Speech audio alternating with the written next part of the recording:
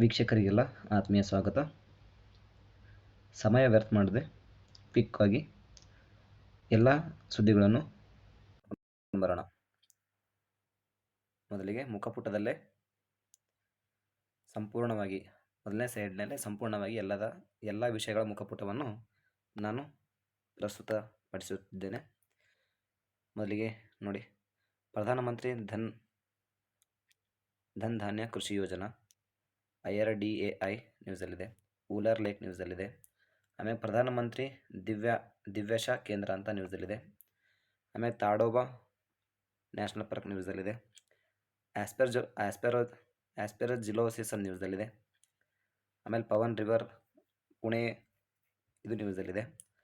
ಮಾದೇಯಿ wildlife sanctuary ನ್ಯೂಸಲ್ಲಿದೆ. ರೋಯ್ಡಿಸ್ India programme ನ್ಯೂಸಲ್ಲಿದೆ. ಇದು ಸೌರ ಕಲೆಗಳು ಸಹ ನ್ಯೂಸಲ್ಲಿದೆ. ಆಮೇಲೆ ಕ್ಲೈಚೆಸ್ಕಾಯ್ ವೋಲ್ಕೆನೋ ನ್ಯೂಸಲ್ಲಿದೆ, ಇಂಡೋನೇಷ್ಯಾ. ಆಮ್ಯಾಗ ವರ್ಲ್ಡ್ ಹೆರಿಟೇಜ್ ಸೈಟ್ ಆದಂತಹ ಕಾಜಿರಂಗ್ ನ್ಯಾಷನಲ್ ಪಾರ್ಕ್ನಲ್ಲಿ ಇದು ಸಹ ಸುದ್ದಿಯಲ್ಲಿದೆ. ಆಮೇಲೆ ಮ್ಯಾಗ್ನೆಟಿಕ್ ಲೇವಿಯೇಷನ್ ಸುದ್ದಿಯಲ್ಲಿದೆ. ಇದು IIT ಮದ್ರಾಸ್ ಲಾಂಚ್ ಮಾಡಿದಂಥ YD1 ಚೇರ್ ಇದು ಸುದ್ದಿಯಲ್ಲಿದೆ. ಆಮ್ಯಾಗ ಬೈದಿನ್ ಕಲಂ ಫೆಸ್ಟಿವಲ್ ಮೇಘಾಲಯದ ಇದು ಸುದ್ದಿಯಲ್ಲಿದೆ. ಕನ್ವರ್ ಯಾತ್ರಾ ಸುದ್ದಿಯಲ್ಲಿದೆ. Quantum noise ಸುದ್ದಿಯಲ್ಲಿದೆ.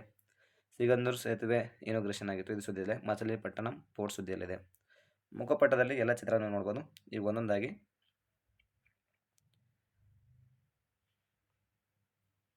ನೋಡಿ. ಪ್ರಧಾನಮಂತ್ರಿ ದಿವ್ಯಾಶ ಕೇಂದ್ರ ಸಂಬಂಧಪಟ್ಟಂತೆ. ಆಮೇಲೆ ಕರ್ನಾಟಕದ ಶಿವಮೊಗ್ಗ ಜಿಲ್ಲೆಯ ಸಾಗರ ತಾಲೂಕಿನ ಶರಾವತಿ ಹಿನ್ನೀರಿನಲ್ಲಿ ನಿರ್ಮಿಸಲಾದಂತಹ ಯಾವುದು 2ನೇ ಅತಿ ಉದ್ದದ ಕೇಬಲ್ ಸ್ಟೇ ಸಿಗಂದೂರು ಸೇತುವೆ ಕೇಂದ್ರ ರಸ್ತೆ ಸಾರಿಗೆ ಮತ್ತು ಹೆದ್ದಾರಿ ಸಚಿವರಾದಂಥ ನಿತಿನ್ ಗಡ್ಕರಿ ಅವರು ಇತ್ತೀಚೆಗೆ ಉದ್ಘಾಟಿಸಿದರು. ಹಾಗಾಗಿ ಸುದ್ದಿಯಲ್ಲಿತ್ತು. ಇದು ಸಂಬಂಧಪಟ್ಟ ಇದು ಎರಡನೇದಾದ್ರೆ, ಮೊದಲನೇದು ಯಾವುದಂದ್ರೆ ಗುಜರಾತ್ನಲ್ಲಿ ನರ್ಮದಾ ನದಿ ಮೇಲೆ ನಿರ್ಮಿಸಿದಂಥ ಸುದರ್ಶನ್ ಸೇತುವೆ. ಅದು ಕೇಬಲ್ ಸೇತುವೆ, ದೇಶದ ಅತಿ ದೊಡ್ಡ ಸೇತುವೆ. ಇದು 2ನೇ ಸೇತುವೆ, ಕೇಬಲ್ ಸ್ಟೇ ಸೇತುವೆ. ಅದರಲ್ಲಿ ಉದ್ದ ಎಷ್ಟಿದೆ ಅಂದರೆ ಸಾಗರ ಮತ್ತು ಮರಕುಟಿಕ ನಡುವಿನ ಸೇತುವೆ. ಇದು ಸಾಗರ ಮತ್ತು ಮರಕುಟಿಕ ನಡುವೆ ಸಂಪರ್ಕ ಕಲ್ಪಿಸಿಕೊಡ್ತದೆ. 2.44 ಕಿಲೋಮೀಟರ್ ಉದ್ದವಿದ್ದು 16 ಮೀಟರ್ ಅಗಲವಿದೆ. 470 ಕೋಟಿ ರೂಪಾಯಿಗಳ ವೆಚ್ಚದಲ್ಲಿ ನಿರ್ಮಿಸಲಾದಂಥ ಈ ಸೇತುವೆಯು ಸಾಗರ ಪಟ್ಟಣದಿಂದ ಪ್ರಸಿದ್ಧ ಚೌಡೇಶ್ವರಿ ದೇವಸ್ಥಾನ ಇರುವ ಸಿಗಂದೂರಿಗೆ ಇರುವ ದೂರ ಕಡಿಮೆ ಮಾಡುತ್ತೆ ಮತ್ತು 1960ರಲ್ಲಿ ದಶಕದಲ್ಲಿ ಲಿಂಗನಮಕ್ಕಿ ಅಣೆಕಟ್ಟು ನಿರ್ಮಾಣದ ನಂತರ ಸಾಗರ ತಾಲೂಕು ಅನೇಕ ಗ್ರಾಮಗಳು ಸಂಪರ್ಕ ಕಳೆದುಕೊಂಡಿದ್ದವು. ಈ ಸಂದರ್ಭದಲ್ಲಿ ಮಾತನಾಡಿದ ಸಚಿವರು ಈ ಸೇತುವೆಗೆ ಚೌಡೇಶ್ವರಿ ದೇವಿಯ ಹೆಸರಿಟ್ಟರು. ಹಾಗಾಗಿ ಸುದ್ದಿಯಲ್ಲಿತ್ತು. ನೆಕ್ಸ್ಟ್ ಇರೋದು ಮಾದೇಯಿ ವೈಲ್ಡ್ ಲೈಫ್ ಸೆಂಚುರಿ. ಪರಿಸರವಾದಿಗಳು ಇತ್ತೀಚೆಗೆ ಸೂರ್ಲಾ ಪ್ರಸ್ಥಭೂಮಿಯಲ್ಲಿ ಪರಿಸರ ಪ್ರವಾಸೋದ್ಯಮ ರೆಸಾರ್ಟ್ ಯೋಜನೆಗೆ ಅನುಮೋದನೆ ನೀಡುವುದರ ಬಗ್ಗೆ ಗಂಭೀರ ಕಳವಳ ವ್ಯಕ್ತಪಡಿಸಿದ್ದು, ಯೋಜನಾ ಪ್ರದೇಶವು ಮಹದೇಯಿ ವನ್ಯಜೀವಿ ಅಭಯಾರಣ್ಯದೊಳಗಿನ ನಿರ್ಣಾಯಕ ಹುಲಿ ಆವಾಸಸ್ಥಾನದೊಳಗೆ ಬರುತ್ತದೆ. ಹಾಗಾಗಿ ಕಳವಳ ವ್ಯಕ್ತಪಡಿಸಿದರು. ಏನಿದು ಮಹದಾಯಿ ವನ್ಯಜೀವಿ ಅಭಯಾರಣ್ಯವು ಭಾರತದ ಪಶ್ಚಿಮ ಘಟ್ಟಗಳಲ್ಲಿ ಗೋವಾ, ಕರ್ನಾಟಕ ಮತ್ತು ಮಹಾರಾಷ್ಟ್ರ ರಾಜ್ಯಗಳ ನಡುವೆ ಹಂಚಿಕೊಂಡಿದೆ. ಇದು ಕನ್ವರ್ ಯಾತ್ರಾ ಉತ್ತರ ಭಾರತದಲ್ಲಿ ಅತಿ ಪ್ರಸಿದ್ಧವಾಗಿದ್ದಂಥದ್ದು. ಇದು ಯಾವುದಕ್ಕೆ ಪ್ರಸಿದ್ಧಿ ಅದಂದ್ರೆ, ಈ ಉತ್ತರ ಭಾರತದಾಗಿರ್ತಕ್ಕಂಥ ಏನು ಪವಿತ್ರ ಜಲ ಇದೆ, ಗಂಗಾ ಮೂಲಗಳಿದೆಯಲ್ಲ, ಅಲ್ಲಿನ ಪವಿತ್ರ ನೀರು ತಂದು ಜ್ಯೋತಿರ್ಲಿಂಗಗಳು, ಶಿವ ದೇವಾಲಯಗಳಲ್ಲಿ ಸಮರ್ಪಿಸುವುದರಿಂದ ಅವರು ಪುಣ್ಯ ಅಂತ ನಂಬಿಕೆ ಇದೆ. ನಂತರ ಇವೆಲ್ಲ ಎಲ್ಲ ಸವಿವರವಾಗಿ ವಿಶ್ಲೇಷಣೆ ಮುಂದಿನ ಪುಟದಲ್ಲಿ ಮಾಡಿದ್ದೀನಿ. ಜಸ್ಟ್ ಮುಖಪುಟ ನಾನು ನಿಮಗೆ ಪರಿಚಯ ಮಾಡ್ತಾಯಿದ್ದೀನಿ. 1992ರ ಭೀಕರ ಪ್ರವಾಹದ ನಂತರ ಸುಮಾರು 25 ವರ್ಷಗಳ ನಂತರ ಜಮ್ಮು ಮತ್ತು ಕಾಶ್ಮೀರದಲ್ಲಿ ಊಲರ್ ಲೇಕ್ ಸರೋವರದಲ್ಲಿ ಗುಲಾಬಿ ಮತ್ತು ಹಸಿರು ಕಮಲದ ಹಾಸಿಗೆಗಳ ಕಾರ್ಪೆಟ್ ಮತ್ತೆ ಕಾಣಿಸಿಕೊಂಡಿದೆ. ಏನಿಲ್ಲ, ಈ ಊಲರ್ ಲೇಕ್ನಲ್ಲಿ ಈ ಕಮಲದ ಸಸಿಗಳು ಕಾಣ್ತೀವಿ. ಅವು ಅದ್ರ ಕಮಲರಂತ ಗುಲಾಬಿ ಬಣ್ಣದಾಗಿರ್ತದೆ. ಈ ಥರ ನೋಡಿದತ್ತು ಹಸಿರಾಗಿ ಕಾಣಿಸ್ತಿತ್ತು. ಅದು ಈಗ 25 ವರ್ಷಗಳ ನಂತರ ಮತ್ತೆ ಅದು ಬೆಳವಣಿಗೆ ಬಂದಿದೆ. ಈಗ ನಾನು ಯಾವ್ಯಾವ ನ್ಯೂಸಲ್ಲಿ ತಂದಿದೆ ಅಂತ ಇಲ್ಲಿ ಹೆಡ್ಲೈನ್ಸ್ ಹೇಳೀನಿ. ಮತ್ತೊಂದು ಸಲ ಹೇಳ್ತೀನಿ. ಮಚಲಿಪಟ್ಟಣಂ ಗ್ರೀನ್ ಫೀಲ್ಡ್ ಪೋರ್ಟ್ ಅಂತ ಹೇಳಿದ್ದೀನಿ. ಮ್ಯಾಗ್ಲೋ ಟೆಕ್ನಾಲಜಿ ಆಲ್ರೆಡಿ ಮುಖಪಟ್ಟದಾಗ ನಾನು ಫಸ್ಟಿಗೆ ಹೇಳಿನಿ, ಫಸ್ಟ್ ಪೇಜ್ನಾಗ ಅವನೇ ಮತ್ತೆ ಹೇಳಿಲ್ಲ ಇದೆ. ನೀವು ಮತ್ತೆ ನೋಡ್ಕೊಳ್ಳಿ ಏನೇನೆಲ್ಲ ವಿಷಯಗಳು ನಾನು ಪ್ರಸ್ತುತಿಪಡಿಸಿದ್ದೀನಿ ಈ ಕ್ಲಾಸ್ನಲ್ಲಿ ಅಂತ. ಸೊ ನೆಕ್ಸ್ಟ್ ಸುದ್ದಿಯಲ್ಲಿರ್ತಕ್ಕಂಥದ್ದು ಇವನೇ ಮತ್ತೆ ಪೇಪರ್ ವೈಸ್ ನೋಡಿ. ಜುಲೈ 15ನೇ ತಾರೀಕು ಸುದ್ದಿಯಲ್ಲಿರ್ತಕ್ಕಂಥ Vajiram and Ravi institute for IAS ಇನ್ಸ್ಟಿಟ್ಯೂಟ್ನಿಂದ ತೆಗೆದುಕೊಂಡಂಥ ಎಲ್ಲ ವಿಷಯಗಳು. ಈಗ ನಾನು ಏನು ಹೇಳಿದ ಮುಖಪುಟದಲ್ಲಿ ಅವೇ ಮತ್ತೆ ಇಲ್ಲಿ ಪರಿವಿಡಿದೆ ನೋಡಿ. ನೆಕ್ಸ್ಟ್ ಸೀದಾ ಮ್ಯಾಟ್ರಿಗೆ ಬರೋಣ. ಮೊದಲನೇ ವಿಷಯ ಪಿ ಎಮ್ ದಿವ್ಯಶಾ ಕೇಂದ್ರ ಅಂತೇಳಿ. ಪಿ ಎಮ್ ದಿವ್ಯಶಾ ಕೇಂದ್ರ ಇದು ಏನು? ಪಿ ಎಮ್ ದಿವ್ಯಶಾ ಕೇಂದ್ರ ಅಂದ್ರೆ ನೋಡಿ, ಭಾರತ ಸರ್ಕಾರದ ಸಾಮಾಜಿಕ ನ್ಯಾಯ ಸಬಲೀಕರಣ ಸಚಿವಾಲಯವು ಉತ್ತರ ಪ್ರದೇಶದ ಬದೌನ್ನಲ್ಲಿ ಸರ್ಕಾರಿ ವೈದ್ಯಕೀಯ ಕಾಲೇಜಿನಲ್ಲಿ 75ನೇ ಪಿ ಎಮ್ ದಿವ್ಯಶಾ ಕೇಂದ್ರವನ್ನು ಉದ್ಘಾಟಿಸಲು ಸಜ್ಜಾಗಿದೆ. ಹಾಗಾಗಿ ಸುದ್ದಿಯಲ್ಲಿತ್ತು ನೋಡಿ. ಪಿ ಎಂ ಪ್ರಧಾನಮಂತ್ರಿ ದಿವ್ಯಶಾ ಕೇಂದ್ರವು ಅಂಗವಿಕಲರು ಅಥವಾ ದಿವ್ಯಾಂಗರು, ಹಿರಿಯ ನಾಗರಿಕರಿಗೆ ಸಹಾಯಕ ಸಾಧನಗಳು, ಸೇವೆಗಳು ಒದಗಿಸಲೆಂದು ಸ್ಥಾಪಿಸಲಾದಂಥ ಕೇಂದ್ರಗಳಾಗಿವೆ. ಈ ಉಪಕ್ರಮವು ಈಗಾಗಲೇ 1.40 ಲಕ್ಷಕ್ಕೂ ಹೆಚ್ಚು ವ್ಯಕ್ತಿಗಳಿಗೆ ಫಲಾನುಭವಿಗಳಾಗಿದ್ದಾರೆ. 1.40 ಲಕ್ಷ ಜನರು ಫಲಾನುಭವಿಗಳಾಗಿದ್ದು, ಒಟ್ಟು ಎಷ್ಟು ದುಡ್ಡು ಖರ್ಚಾಗಿದೆ ಅಂದರೆ 179.15 ಲಕ್ಷಕ್ಕೂ ಹೆಚ್ಚು ಸಹಾಯಧನ ನೀಡಲಾಗಿದೆ. ಇದರ ಮಹತ್ವ ಏನು ನೋಡಿ. ಇದು ಸ್ಥಳೀಯ ಫಲಾನುಭವಿಗಳು ಎದುರಿಸುವ ಪ್ರಯಾಣ ಮತ್ತು ಸಾಗಣೆ ಸವಾಲುಗಳನ್ನು ಗಣನೀಯವಾಗಿ ಕಡಿಮೆ ಮಾಡುತ್ತದೆ. ಪ್ರಾದೇಶಿಕ ಮಟ್ಟದಲ್ಲಿ ಅವರಿಗೆ ಪ್ರವೇಶಿಸಬಹುದಾದ ಘನತೆಯ ಸಕಾಲಿಕ ಸೇವೆಗಳನ್ನು ಒದಗಿಸುತ್ತದೆ ಅಥವಾ ನೀಡುತ್ತದೆ.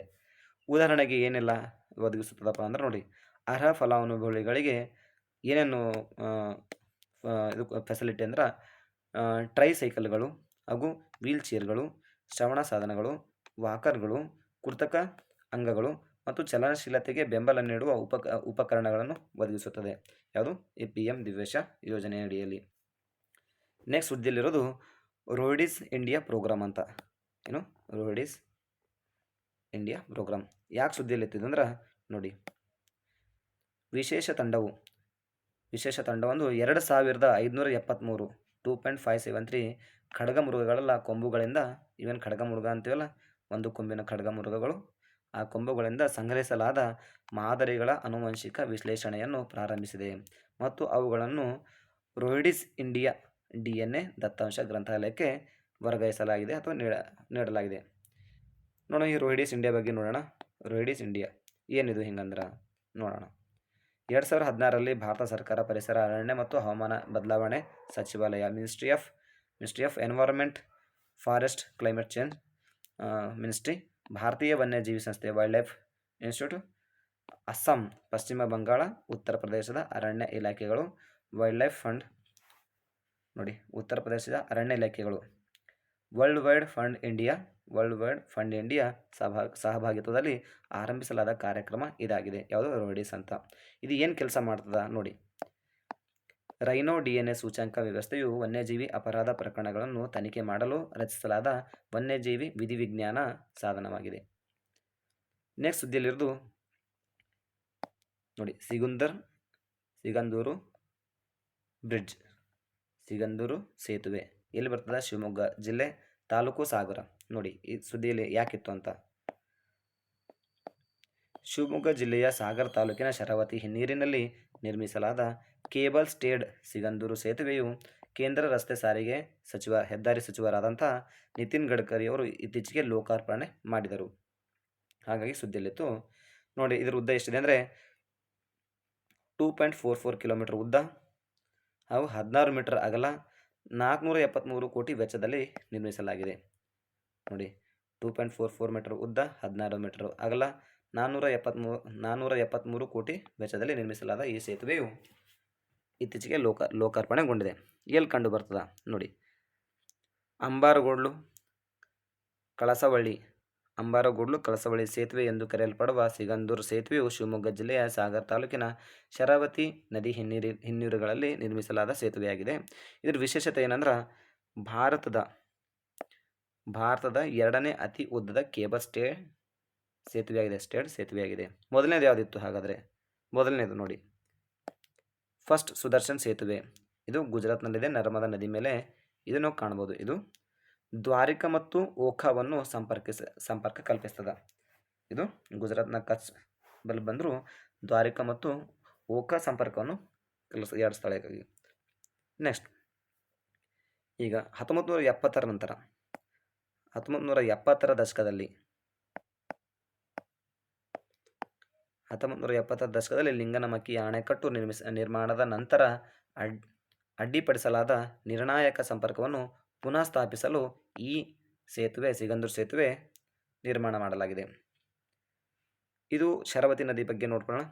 ಶರಾವತಿ ನದಿ ಬಗ್ಗೆ ಏನು ಅಂತಂದ್ರೆ ನೋಡಿ, ಇದು ಅಂಬುತೀರ್ಥ ಪಶ್ಚಿಮ ಘಟ್ಟಗಳಲ್ಲಿ ಹುಟ್ಟಿ ಉತ್ತರ ಕನ್ನಡ ಹೊನ್ನಾವರ ಬಳಿ ಅರೇಬಿಯನ್ ಸಮುದ್ರ ಸೇರುತ್ತದೆ. ಯಾವುದು? ಶರಾವತಿ ನದಿ. ಶರಾವತಿ ನದಿಯ ಉದ್ದ ಎಷ್ಟಂದ್ರೆ 128 ಕಿಲೋಮೀಟರ್ ಅದ. ಇದಕ್ಕಿರ್ತಕ್ಕಂಥ ಜಲಪಾತ ಜೋಗು ಜಲಪಾತ. ಇದು ದೇಶದ 2ನೇ ಅತಿ ಎತ್ತರದ ಜಲಪಾತ ಆಗಿದ್ದು 830 ಅಡಿ ಎತ್ತರವನ್ನು ಇದೆ. ನೆಕ್ಸ್ಟ್ ಇದಕ್ಕಿರ್ತಕ್ಕಂಥ ಡ್ಯಾಮ್ಗಳು ಲಿಂಗನಮಕ್ಕಿ ಡ್ಯಾಮ್ ಅದ, ಆಮೇಲೆ ಗೇರುಸೊಪ್ಪೆ ಡ್ಯಾಮ್ ಅದ. ಯಾವುದು? ಶರಾವತಿ ನದಿಗೆ. ಶರಾವತಿ ಕಣಿವೆ ವನ್ಯಜೀವಿ ಅಭಯಾರಣ್ಯ ಅಂತ ಇದೇ ಪ್ರದೇಶದಲ್ಲಿ ಕಂಡು ಬರ್ತದೆ. ಇದು 1972ರಲ್ಲಿ ವನ್ಯಜೀವಿ ಅಭಯಾರಣ್ಯ ಎಂದು ಘೋಷಣೆ ಮಾಡಲಾಗಿತ್ತು. ಈ ಪ್ರದೇಶದಲ್ಲಿರ್ತಕ್ಕಂಥ ಇದು ಸಸ್ಯವರ್ಗ ಅಂದ್ರೆ ನಿತ್ಯ ಹರಿದ್ವರ್ಣ ಮತ್ತು ಅರೆ ನಿತ್ಯ ಹರಿದ್ವರ್ಣ ಕಾಡುಗಳು ಹೊಂದಿದೆ ಮತ್ತು ತೇವಾಂಶವುಳ್ಳ ಎಲೆ ಉದುರುವ ಕಾಡುಗಳನ್ನು ಹೊಂದಿದೆ. ಪ್ರಾಣಿ ಸಂಕುಲಗಳು ಏನಿದೆ ಅಂದರೆ ಅಳಿವಿನಂಚಿನಲ್ಲಿರುವ ಸಿಂಹದ ಬಾಲದ ಮಕ, ಹುಲಿ, ಚಿರತೆ, ನರಿ, ಜಿಂಕೆ ಇತ್ಯಾದಿಗಳು ಈ ಪ್ರದೇಶದಲ್ಲಿ ಶರಾವತಿ ವೈಲ್ಡ್ ಲೈಫ್ ಸೆಂಚುರಿಯಲ್ಲಿ ನಾವು ನೋಡ್ಬೋದು. ನಂತರ ಸುದ್ದಿಯಲ್ಲಿರೋದು ಮಹಾದೇವಿ ವೈಲ್ಡ್ ಲೈಫ್ ಸೆಂಚುರಿ.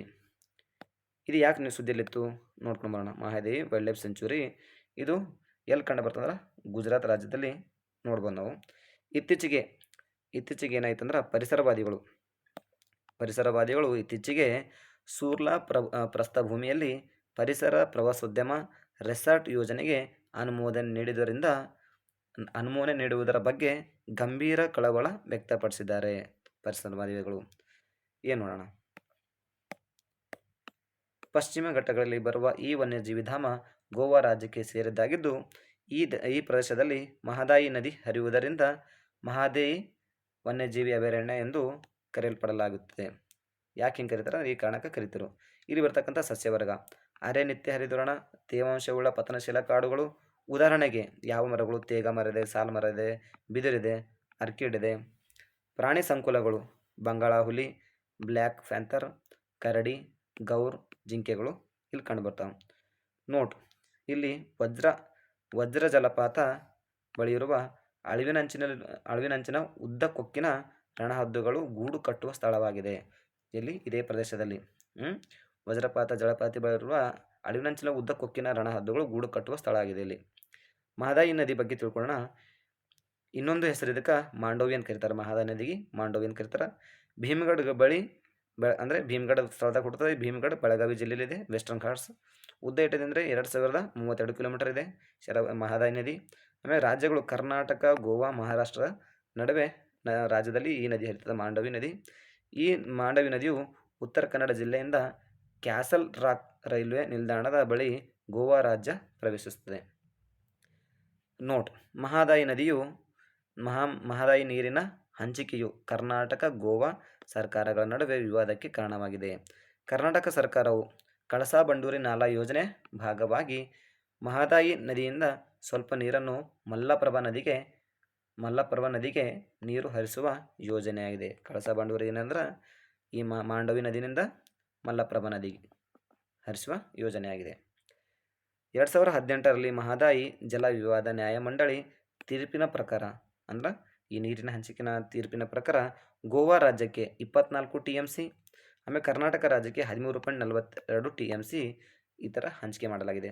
ಈ ಮಾಂಡವಿ ನದಿಗಿರ್ತಕ್ಕಂಥ ಉಪನದಿಗಳು ನೇರುಲ್, ಸೇಂಟ್ ಇನೇಜ್ ಮತ್ತು ರಿಯೋ ಡಿ ಔರೆಮ್ ಅಂತ, ಆಮೇಲೆ ಮಾಪುಸಾ ನದಿ ಅಂತ, ಮಲ್ವಂತಿನಿ ನದಿ ಅಂತ, ಉದ್ನೈ ಅಂತ, ದೂದ್ ಸಾಗರ್, ರಾಜಾಗಢ ನದಿ, ಕೊಟ್ರಾಚಿ ನದಿಗಳು ಈ ಮಾಂಡವಿ ನದಿಯ ಉಪನದಿಗಳಾಗಿವೆ. ನಂತರ ಸುದ್ದಿಲಿದು ಕನ್ವರ್ ಯಾತ್ರಾ. ಇದು ಉತ್ತರ ಭಾರತದಲ್ಲಿ ಪ್ರಸಿದ್ಧ ಹೊಂದಿದಂಥ ಯಾತ್ರಾ. ಇದು ಹಿಂದೂಗಳು ಶ್ರಾವಣ ಮಾಸದಲ್ಲಿ ಅಂದರೆ ಜುಲೈ ಆಗಸ್ಟ್ ತಿಂಗಳಿನಲ್ಲಿ ನಡೆಯುವ ವಾರ್ಷಿಕ ತೀರ್ಥಯಾತ್ರೆಯಾಗಿದ್ದು ಶಿವಭಕ್ತರು ಅಂದರೆ ಕನ್ವಾರಿಯಗಳು ಅಂತ ಕರೀತಾರೆ. ಉತ್ತರ ಭಾರತದಲ್ಲಿ ಗಂಗಾ ನದಿಯಿಂದ ಪವಿತ್ರವಾದ ನೀರನ್ನು ತಂದು ತಮ್ಮ ಸ್ಥಳೀಯ ಶಿವ ದೇವಾಲಯಗಳಿಗೆ ಕೊಂಡೊಯ್ಯುತ್ತಾರೆ. ಈ ಆಚರಣೆಯನ್ನು ಜಲಾಭಿಷೇಕ ಎಂದು ಕರೆಯುತ್ತಾರೆ. ಈ ಯಾತ್ರಿಕರು ಒಮ್ಮೆ ಮಡಕೆಯಲ್ಲಿ ಪವಿತ್ರ ನೀರು ತುಂಬಿದ ನಂತರ ಅದು ನೆಲವನ್ನು ತಾಗದಂತೆ ಅಥವಾ ನೆಲವನ್ನು ಮುಟ್ಟದಂತೆ ಇರುವುದು ಇದರ ವಿಶೇಷತೆಯಾಗಿದೆ. ಇದು ಕನ್ವರ್ ಯಾತ್ರೆ UP, ಬಿಹಾರ್, ಆಮೇಲೆ ದೆಹಲಿ ಈ ಕಡೆ ಎಲ್ಲ ತುಂಬ ಪ್ರಸಿದ್ಧಿ ಪಡೆದಂಥದ್ದು.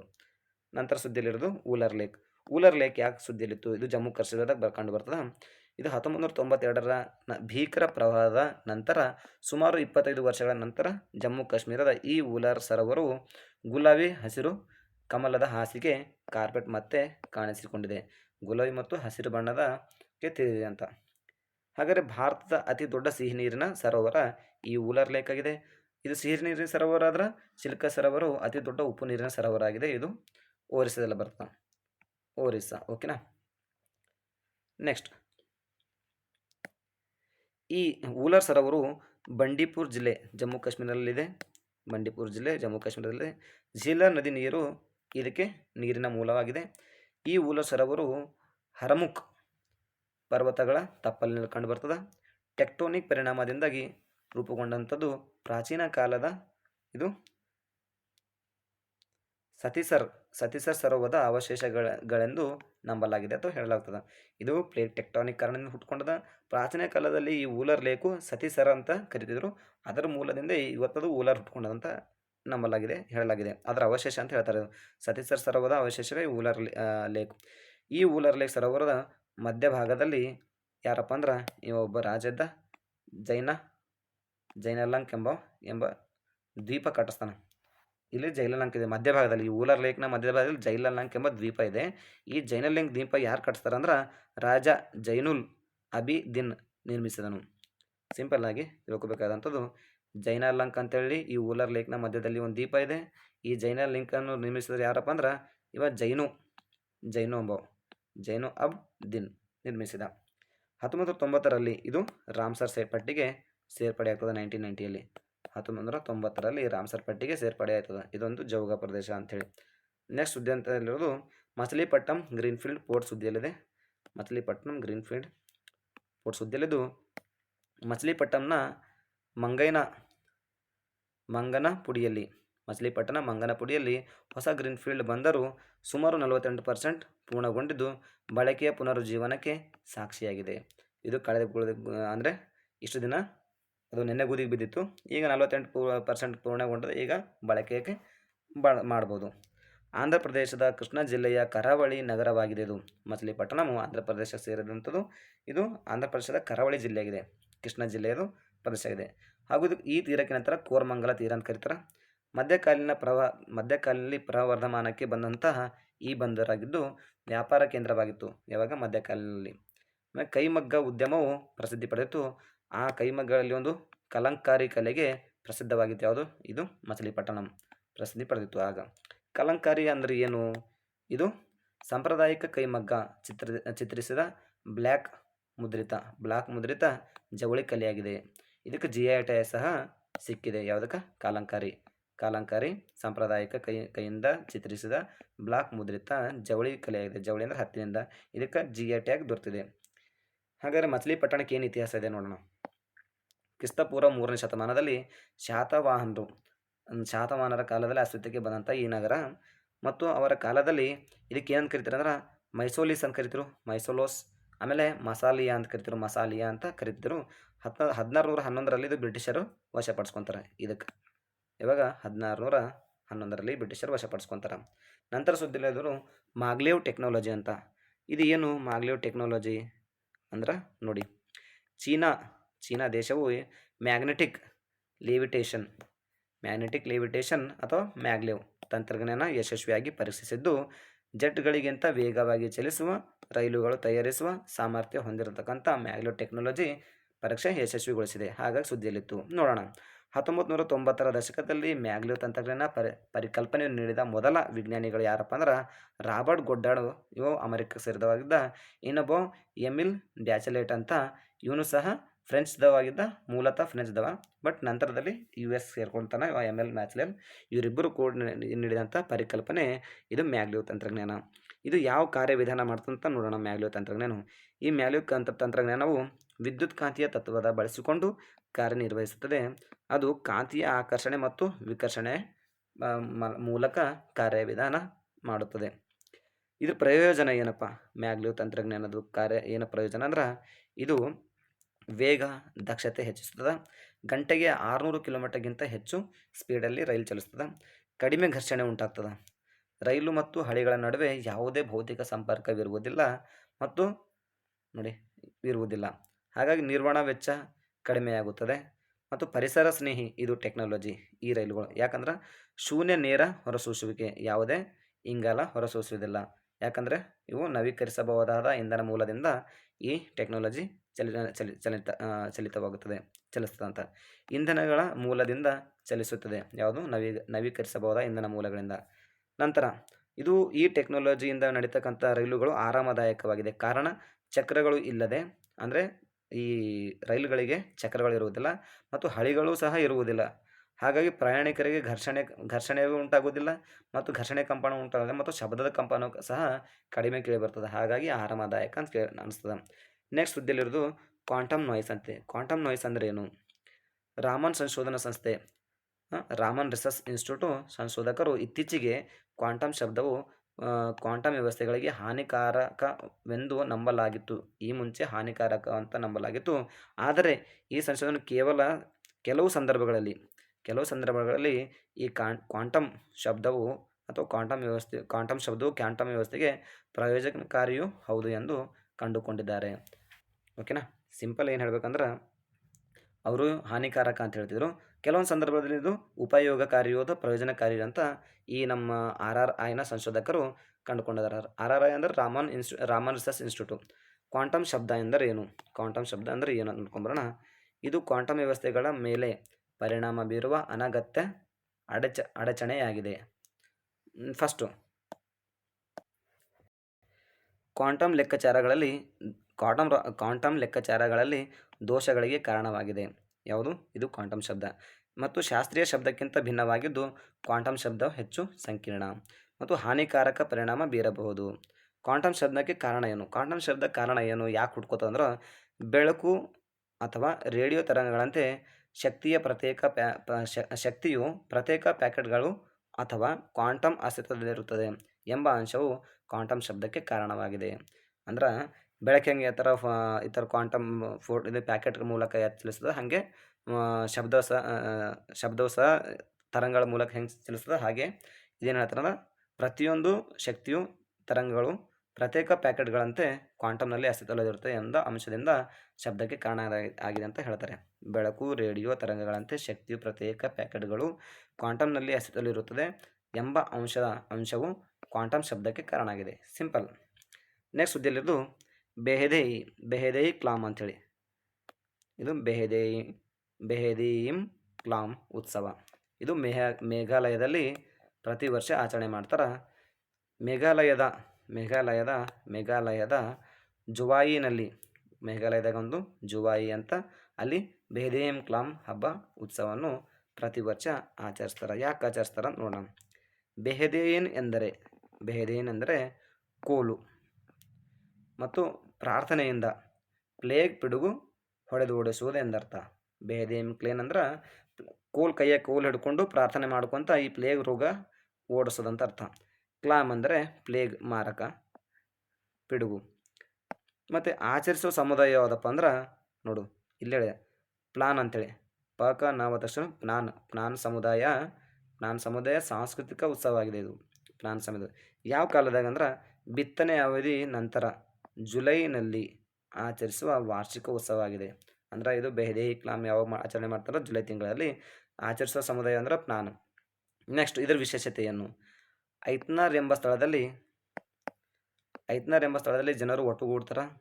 ಅಂದ್ರೆ ಐತ್ನಾರ್ ಅಂತ ಒಂದು ಪ್ಲೇಸು, ಆ ಪ್ಲೇಸಲ್ಲಿ ಎಲ್ಲ ಈ ಸಮುದಾಯದ ಯಾವುದು ಪ್ಲಾನ್ ಸಮುದಾಯ ಒಟ್ಟುಗೂಡಿ ಯುವಕರು ವೃದ್ಧರು ಪೈಪ್ ಮತ್ತು ಡ್ರಮ್ಗಳ ರಾಗಕ್ಕೆ ನೃತ್ಯ ಮಾಡುವರು. ಮತ್ತು ಕೊನೆಯ ದಿನದಂದು ಮೈಥೋಂಗ್ ಅಂತ ಒಂದು ಪ್ಲೇಸು, ಅಲ್ಲಿ ಸಹ ಎಲ್ಲ ಜನ ಕೊನೆಯ ದಿನ ಅಲ್ಲಿ ಸೇರಿ ಮೈಥೋನ್ ಎಂಬ ಸ್ಥಳಕ್ಕೆ ಬಂದು ಅಲ್ಲಿ ಸೇರಿ ಅಲ್ಲಿ ಡ್ಯಾಡ್ ಅಂಥೇಳಿ ಡ್ಯಾಡ್ ಲವಾಕೋರ್ ಅಂಥೇಳಿ ಒಂದು ಫುಟ್ಬಾಲ್ ಆಟ ಆಡ್ತಾರೆ. ಡ್ಯಾಡ್ ಲವಾಕೋರ್ ಇದು ಕೊನೆ ದಿನದ ಆಚರಣೆ. ಈ ಬೆಹೆದೇನ್ ಹಬ್ಬದ ಉತ್ಸವದ ಕೊನೆ ದಿನ ಆಚರಣೆ ಯಾವುದಂದ್ರೆ ಡ್ಯಾಡ್ ಲವಾಕೋರ್ ಎಂಬ ಫುಟ್ಬಾಲ್ ಆಟವನ್ನು ಆಡುವರು. ನೋಡೋಣ. ಇಲ್ಲಿ ನೋಟಲ್ಲಿ ಏನು ತಿಳಿಸಲಾಗಿದೆ ನೋಡೋಣ. ಅದೇ ಹೆಸರಿಂದು ಜಯಂತಿಯ ಬುಡಕಟ್ಟು ಜಯಂತಿ ಎಂಬ ಬುಡಕಟ್ಟು ಸಮುದಾಯವು ಸಹ ಇದೇ ಹೆಸರಿನ ಅಂದರೆ ಬೆಹ್ದೆ ಇಕ್ಲಾಮ್ ಎಂಬ ಹೆಸರಿನದೇ ಪ್ರಮುಖ ನೃತ್ಯ ಹಬ್ಬ ಆಚರಿಸುವರು. ಅದು ಯಾಕೆ ಆಚರಿಸ್ತಾರೆ ಅಂದ್ರೆ ಅವರು ನಂಬಿಕೆನಂದ್ರೆ ಈ ಕಾಲರ ರೋಗ ರಾಕ್ಷಸವನ್ನು ಓಡಿಸುವುದು ಈ ವಾರ್ಷಿಕ ಹಬ್ಬದ ಆಗಿದೆ. ಯಾರು ಅವರು ವರ್ಷದವ್ರು ಪ್ಲೇಗ್ ರೋಗಕ್ಕೆ ಓಡಿಸ್ಲತ್ತಾರೆ ಯಾರು ನಾನ್ ಸಮುದಾಯ. ಅದೇ ವೈಜಯಂತಿಯ ಸಮುದಾಯ ಓಡಿಸ್ತಿದ್ದು ಕಾಲ ರೋಗಕ್ಕೆ, ಬಟ್ ಹೆಸರು ಒಂದೇ. ನೆಕ್ಸ್ಟ್ ಸುದ್ದಿಯಲ್ಲಿ PM ಪ್ರೊಫೆಷನರ್ಶಿಪ್ ಪ್ರಧಾನಮಂತ್ರಿ ಪ್ರಾಧ್ಯಾಪಕ ಹುದ್ದೆ ಅಂತ ಸುದ್ದಿಯಲ್ಲಿದೆ. ಯಾಕೆ ಸುದ್ದಿಯಲ್ಲಿದೆ ನೋಡೋಣ. ಇತ್ತೀಚೆಗೆ ವೈಜ್ಞಾನಿಕ ಸಂಶೋಧನೆಗೆ ಹಣಕಾಸು ಒದಗಿಸಲು ಹೊಸದಾಗಿ ರಚಿಸಲಾದ ಅನುಸಂಧಾನ ರಾಷ್ಟ್ರೀಯ ಸಂಶೋಧನಾ ಪ್ರತಿಷ್ಠಾನ ANRF ಅಂದರೆ ನೋಡಿ ಅನುಸಂಧಾನ ನ್ಯಾಷನಲ್ ರಿಸರ್ಚ್ ಫೌಂಡೇಶನ್ ಅಂತ ಇದು PM ಪ್ರಾಧ್ಯಾಪಕ ಹುದ್ದೆಯನ್ನು ಘೋಷಿಸಿದೆ. ಇದು ಯಾಕೆ ಘೋಷಿಸಿದರು, ಇದ್ರದ್ದು ಏನಪ್ಪ ವಿಶೇಷತೆ ಅಂದ್ರೆ ನೋಡೋಣ. ಇದು ಉದ್ಯೋನ್ಮುಖ ಸಂಸ್ಥೆಗಳಲ್ಲಿ ವಿಶ್ವದರ್ಜೆಯ ಸಂಶೋಧನೆ ನಾವೀನ್ಯತೆಯನ್ನು ಬೆಳೆಸುವ ಗುರಿಯನ್ನು ಹೊಂದಿರುವ ಉಪಕ್ರಮವಾಗಿದೆ. ಕಡಿಮೆ ಅನುದಾನ ರಾಜ್ಯದ ವಿಶ್ವವಿದ್ಯಾಲಯಗಳಲ್ಲಿ ಅಧ್ಯಾಪಕರು ವಿದ್ಯಾರ್ಥಿಗಳಿಗೆ ಮಾರ್ಗದರ್ಶನ ಮತ್ತು ಬೆಂಬಲ ನೀಡುತ್ತದೆ. ಇದ್ರ ಉದ್ದೇಶ ಏನು ನೋಡೋಣ. ಮತ್ತೆ ಸಕ್ರಿಯ ಪ್ರಖ್ಯಾತ ನಿವೃತ್ತ ಹೊಂದಿದ ವಿಜ್ಞಾನಿಗಳು, ವೃತ್ತಿಪರ ಅಧ್ಯಾಪಕರು ಮತ್ತು ವ್ಯಾಪಕ ಜ್ಞಾನ ಹೊಂದಿದ ಅನುಭವಿಗಳು, ತಜ್ಞರು ಬಳಸಿಕೊಳ್ಳುವುದೇ ಇದರ ಉದ್ದೇಶವಾಗಿದೆ. ಅಂದರೆ ಇದರಲ್ಲಿ ಸೋರ್ಸ್ ಆಫ್ ಪರ್ಸನ್ನ ಮತ್ತು ಜ್ಞಾನ ಹೊಂದಿರೋರನ್ನ ಬಳಸ್ಕೋಬೇಕು ಅನ್ನೋದೇ ಇದರ ಉದ್ದೇಶ. PM ಪ್ರಾಧ್ಯಾಪಕರ ಅವಧಿ ಒಂದ್ಸಲ PM ಪ್ರಾಧ್ಯಾಪಕ ಅಂದ್ರೆ ಅವರ ಅವಧಿ ಎಷ್ಟಂದ್ರೆ 5 ವರ್ಷ. ಮತ್ತು ಗರಿಷ್ಠ ವಯಸ್ಸಿನ ಮಿತಿ ಯಾವುದೂ ನಿಗದಿಪಡಿಸಿಲ್ಲ. ಈಗ ANRF ಅನುಸಂಧಾನ ರಾಷ್ಟ್ರೀಯ ಸಂಶೋಧನಾ ಪ್ರತಿಷ್ಠಾನದ ಬಗ್ಗೆ ತಿಳ್ಕೊಳ್ಳೋಣ. ಹಿಂಗಂದ್ರೆ ಏನು, ಇದು ಏನೇನು ಕೆಲಸ ಮಾಡ್ತದೆ. ANRF ಅಂದ್ರೆ ಅನುಸಂಧಾನ್ ನ್ಯಾಷನಲ್ ರಿಸರ್ಚ್ ಫೌಂಡೇಶನ್. ಓಕೆನಾ. ಇದು ಯಾವಾಗ ಸ್ಥಾಪನೆ ಆಗಿತ್ತಂದ್ರೆ ANRF ಕಾಯ್ದೆ 2023 ಮೂಲಕ ಸ್ಥಾಪಿಸಲಾಗಿದೆ.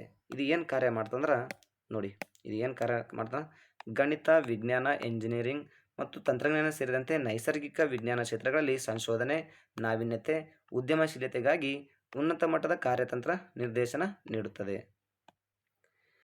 ನಂತರ ಸುದ್ದಿಯಲ್ಲಿರೋದು IRDAI insurance regulatory and development authority of India ಸುದ್ದಿಯಲ್ಲಿದೆ. ಓಕೆನಾ. Insurance regulatory and development authority of India ಸುದ್ದಿಯಲ್ಲಿತ್ತು. ಯಾಕೆ ಸುದ್ದಿಯಲ್ಲಿತ್ತು ಅಂತ ನೋಡೋಣ. ಈ IRDAIಯು ಇತ್ತೀಚೆಗೆ ಕೆಲವು ವಿಮಾದಾರರು ಮತ್ತು ವಿಮಾ ಮಧ್ಯವರ್ತಿಗಳ ಉಲ್ಲಂಘನೆಗಳನ್ನು ನಿರ್ಧರಿಸಲು ಪತ್ತೆ ಹಚ್ಚಲು ತನ್ನ ಪೂರ್ಣಾವಧಿ ಸದಸ್ಯರ ಸಮಿತಿಯನ್ನು ರಚಿಸಿದೆ. ಹಾಗಾಗಿ ಸುದ್ದಿಯಲ್ಲಿತ್ತು. ಇದು 1999ರ ವಿಮಾ ನಿಯಂತ್ರಣ ಅಭಿವೃದ್ಧಿ ಪ್ರಾಧಿಕಾರ ಕಾಯ್ದೆ ಅಡಿಯಲ್ಲಿ ರಚಿಸಲಾದ ಶಾಸನಬದ್ಧ ಸಂಸ್ಥೆಯಾಗಿದೆ. ಯಾವುದು? IRDAI. ಓಕೆನಾ. ಇದು ಭಾರತ ಸರ್ಕಾರದ ಹಣಕಾಸು ಸಚಿವಾಲಯದಲ್ಲಿ ಸ್ವಾಯತ್ತ ಪ್ರಾಧಿಕಾರವಾಗಿ ಕಾರ್ಯನಿರ್ವಹಿಸುತ್ತದೆ. ಅಂದ್ರೆ 1999ರಲ್ಲಿ ವಿಮಾ ಕಾಯ್ದೆ ಅಡಿಯಲ್ಲಿ ನಿರ್ಮಿಸಲಾಗಿತ್ತು IRDAI. ಇದು ಭಾರತ ಹಣಕಾಸು ಸಚಿವಾಲಯದ ಅಡಿಯಲ್ಲಿ ಸ್ವಾಯತ್ತ ಪ್ರಾಧಿಕಾರ ಸಂಸ್ಥೆಯಾಗಿದೆ. ನೆಕ್ಸ್ಟ್ ಇದೊಂದು ಸಹ ಶಾಸನಬದ್ಧ ಸಂಸ್ಥೆ ಸಹ ಆಗಿದೆ. ಇದು ಗುರಿ ಏನದ, ಇದು ಏನು ಗುರಿ ಹೊಂದಿದ, ಏನು ಕಾರ್ಯ ಮಾಡಬೇಕು, ಯಾಕಾಗಿ ಇದು ಸ್ಥಾಪನೆ ಆಯಿತು, ಇದರ ಮೂಲ ಗುರಿ ಏನಂದ್ರೆ ನೋಡೋಣ. ನ್ಯಾಯಯುತ ವ್ಯವಹಾರ ನಡವಳಿಕೆ, ಸಕಾಲದಲ್ಲಿ ಕ್ಲೈಮ್ಗಳನ್ನು ಇತ್ಯರ್ಥಪಡಿಸುವ ಮೂಲಕ ಪಾಲಿಸಿದಾರರ ಹಿತಾಸಕ್ತಿ ಕಾಪಾಡುವುದಾಗಿದೆ. ಇದು ಒಂದನೇ ಗುರಿ. ಎರಡನೇ ಗುರಿ ಏನಂದ್ರೆ ಭಾರತೀಯ ವಿಮಾ ಉದ್ಯಮ ಅಭಿವೃದ್ಧಿಪಡಿಸುವುದು ಮತ್ತು ಪೋಷಿಸುವುದು. ಮೂರನೇದಲ್ಲಿ ವಿಮಾ ವ್ಯವಹಾರಗಳ ಪಾರದರ್ಶಕತೆ, ನ್ಯಾಯಸಮ್ಮತತೆ ಮತ್ತು ಪ್ರಾಮಾಣಿಕ ಅಭ್ಯಾಸಗಳೊಂದಿಗೆ ನಿಯಂತ್ರಿಸುವುದು, ರೆಗ್ಯುಲೇಟ್ ಮಾಡೋದು. ವಿಮಾದಾರರ ಸಾಲ ಪರಿಹಾರ, ಸ್ಥಿರತೆ ಪರಿಶೀಲನೆಗಳ ಮೂಲಕ ವಿಮಾದಾರರ ಆರ್ಥಿಕ ವಿವೇಕ ಸುಗಮಗೊಳಿಸುವುದಾಗಿದೆ. ಮತ್ತು ಪ್ರೀಮಿಯಂ ಶುಲ್ಕಗಳು ಮತ್ತು ಪಾಲಿಸಿಗಳು ನಿಯಂತ್ರಿಸುವುದು. ನಂತರ ವಿಮಾ ಕಂಪನಿಗಳು ಮಧ್ಯವರ್ತಿಗಳನ್ನು ನೋಂದಾಯಿಸಿಕೊಳ್ಳುವುದು, ಪರವಾನಗಿ ನೀಡುವುದು ಇದು ಗುರಿ ಹೊಂದಿದೆ IRDAI ರಚನೆ ಯಾವ ಥರ ಅಂದರೆ IRDAI ರಚನೆಯು 1+5+4 ಟೋಟಲ್ 10 ಮೆಂಬರ್ ಇರ್ತಾರೆ. ಅದರಲ್ಲಿ ಒಬ್ಬ ಅಧ್ಯಕ್ಷ,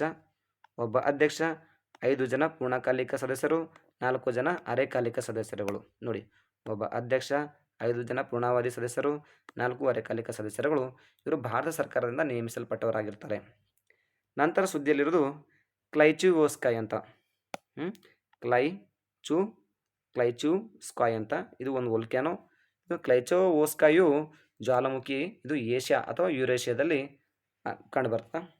2023 ಉಪಗ್ರಹ ಛಾಯಾಚಿತ್ರವು ಯುರೇಷ್ಯಾದ ಅತಿ ಎತ್ತರದ ಜ್ವಾಲಾಮುಖಿಯಾದ ಕ್ಲೈಚೋವೋಸ್ಕಾಯ್ನಿಂದ ಪೈಶಾಚಿಕ ಲಾವಾ ಹರಿವುಗಳು ಅಗಾಧವಾದ ಹೊಗೆಯನ್ನು ಹೊರಸೂಸುವುದು ತಜ್ಞರು ಕಂಡುಕೊಂಡಿದ್ದಾರೆ.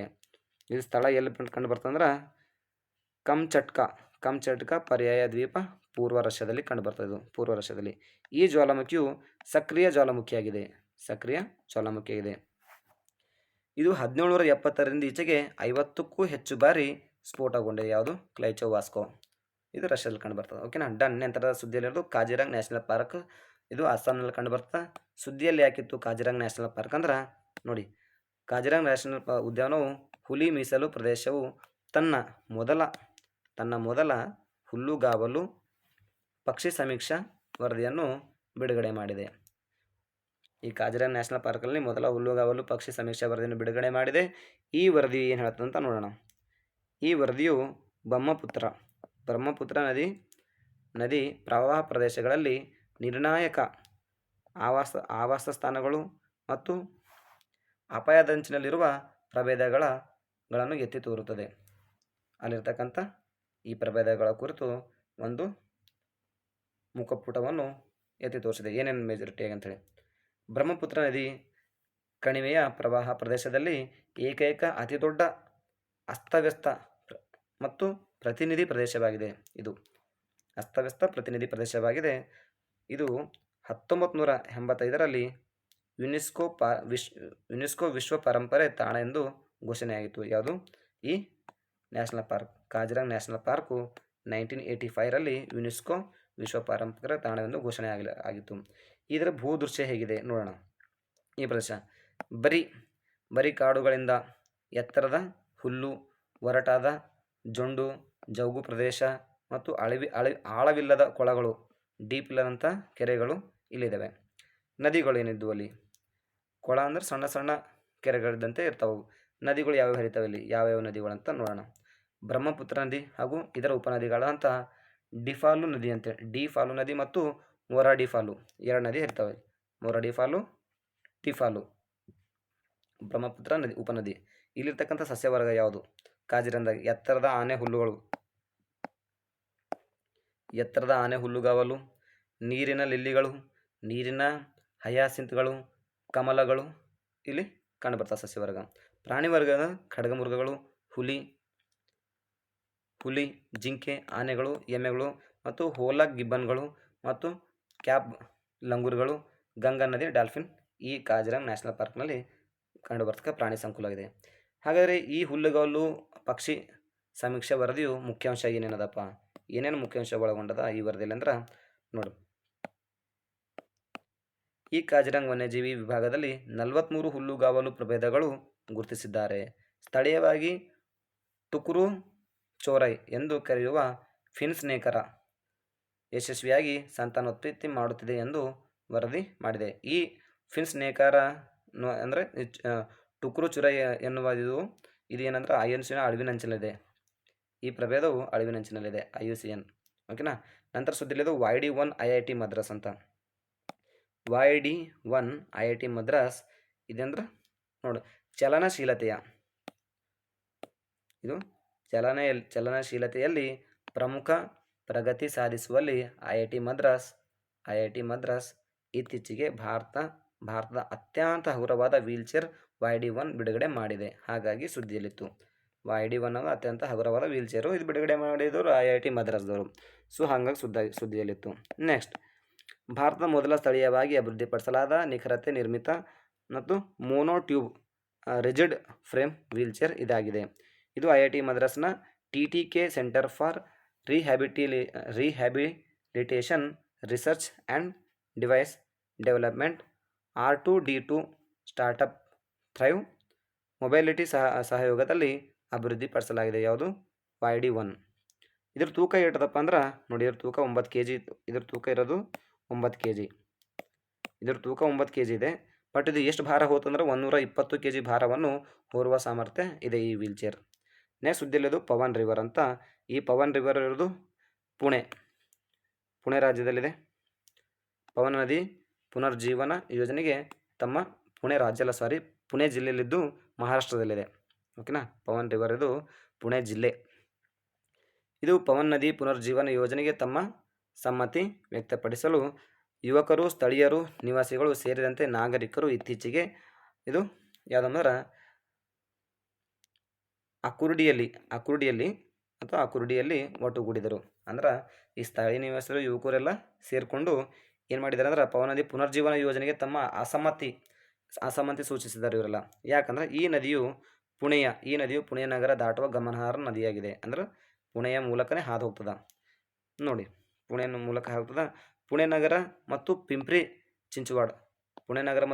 ಚಿಂಚವಾಡ ಪ್ರದೇಶದ ವಿಭಜನೆಗೆ ಅಥವಾ ಬೇರ್ಪಡಿಸುತ್ತದೆ ಈ ನದಿಯು. ಯಾವುದು? ಪವನ್ ನದಿ. ಇದ್ರ ಮೂಲ ಎಲ್ಲಿ ಹುಟ್ಟುತ್ತದೆ ಅಂದ್ರೆ ಲೋನಾವಾ ಪ್ರದೇಶ ಪಶ್ಚಿಮ ಘಟ್ಟಗಳಲ್ಲಿ ಹುಟ್ಟುತ್ತದೆ. ಅದು ಆರಂಭದಲ್ಲಿ ಇದು ಇದು ಇಂಪಾರ್ಟೆಂಟ್ ನೋಡಿ. ಆರಂಭದಲ್ಲಿ ಪೂರ್ವಕ್ಕೆ ಹರಿದು ನಂತರ ದಕ್ಷಿಣಕ್ಕೆ ತಿರುಗುತ್ತದೆ. ಈ ಥರ ಆಪ್ಷನ್ಸ್ ಕೊಡ್ಬೋದು. ಕ್ವಶನ್ ಮಾಡಿ ಕ್ವಶನಲ್ಲಿ ಆಪ್ಷನ್ಸ್ ಎ ಈ ಥರ ಲೋನಾದಲ್ಲಿ ಹುಟ್ಟುತ್ತದೆ, ಆಪ್ಷನ್ಸ್ ಬಿ ಆರಂಭದಲ್ಲಿ ಪೂರ್ವಕ್ಕೆ ಹರಿದು ನಂತರ ದಕ್ಷಿಣಕ್ಕೆ ತಿರುಗುತ್ತದೆ ಅಂತ ಈ ಥರ ಕೇಳ್ಬೋದು. ಹೇಗೆ ಕೊಡ್ಲತ್ತಾರಲ್ಲ ಪರೀಕ್ಷೆಯಲ್ಲಿ ಆ ಥರ ಹೇಳಿಕೊಡ್ಬೋದು. ನೆಕ್ಸ್ಟ್ ಪುಣೆ ನಗರದ ಹತ್ತಿರ ಮೂಲ ಇದು ನೋಡಿ. ನೆಕ್ಸ್ಟ್ ಎಂತದ, ಪುಣೆ ನಗರದ ಹತ್ತಿರ ಒಂದು ಮೂಲ ನದಿ ಅಂತ ಇದರೊಂದಿಗೆ ನಂತರ ವಿಲೀನಗೊಳ್ತದೆ. ಯಾವ ನದಿ? ಈ ಪವನ್ ನದಿ ಏನಾಗ್ತದೆ ಮೂಲ ನದಿಗೆ ವಿಲೀನಗೊಳ್ತದೆ. ನಂತರದಲ್ಲಿ ಮೂಲ ನದಿಗೆ ವಿಲೀನಗೊಳ್ತದೆ. ಮತ್ತೆ ತದನಂತರದಲ್ಲಿ ಮತ್ತೆ ಒಂದು ನದಿಗೆ ವಿಲೀನಗೊಳ್ತದೆ. ಯಾವ ನದಿಯಪ್ಪ ಅಂದ್ರೆ ಇಲ್ಲಿ ನೋಡಿ. ಮತ್ತೆ ಮೂಲ ನದಿಯು ಮೂತ ನದಿಗೆ ವಿಲೀನಗೊಳ್ತದೆ.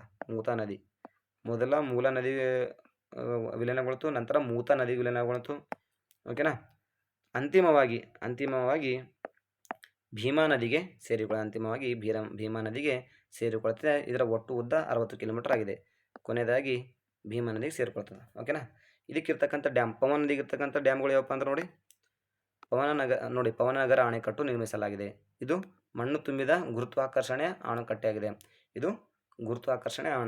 ಯಾವುದು? ಪವನ್ ರಿವರ್, ಇದು ಪವನ್ ಡ್ಯಾಮ್.